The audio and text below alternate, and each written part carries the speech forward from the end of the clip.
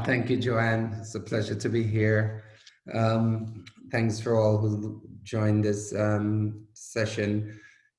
At Gilead, we believe our medicines, our life-saving medicines that we develop, we research, develop, and commercialize, focused on areas of unmet medical needs. So HIV/AIDS, viral hepatitis B treatments.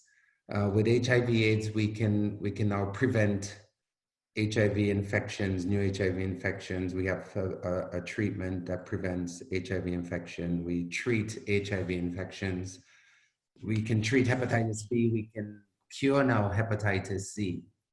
And one of the things that we make sure with the program I run is that these medicines, these treatments and cures are accessible to those who need them at the base of the economic pyramid. That's really important. Today, right now, about 15 million people wake up each day and take some version of our HIV medicines.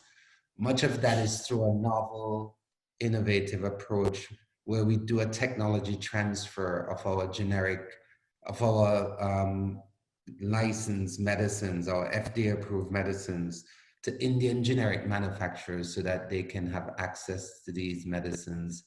They can develop generic versions and make these medicines available to ministries of health in emerging economies, poor developing markets as well. One of the things that we've seen is that with COVID-19, that has really transformed or brought to light the need for something that we've seen as we are advancing our treatments for HIV/AIDS and other cures for like hepatitis C. We see that with international donor aid, philanthropies, and governments, all of the funding is concentrated into three diseases: HIV, TB, malaria.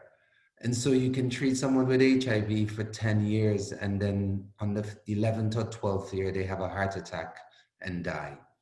We think that at Gilead that the overall health spectrum should be broader than just HIV, TB, malaria. And that is why we have provided catalytic support, working with the Center for Global Health and Mike with MasterCard, and especially USAID, to look at how health can be distributed more broadly, utilizing either insurance companies or small to medium enterprises that are already delivering healthcare. And we think having catalytic funding and other support, we can create a healthcare system that is more holistic, that allows for individuals who are being treated for HIV, TB, or malaria, that their blood pressure or diabetic episodes can be treated as well. Not only would this create a healthcare infrastructure and health literacy, but working with MasterCard and others, we see an opportunity for financial literacy married to health literacy. And with the tools and resources Michael talked about that MasterCard's developing, I think we have, working with Center for Global Health and Development, we have an opportunity to provide a model that allows for broader comprehensive care, utilizing small to medium enterprises already providing healthcare.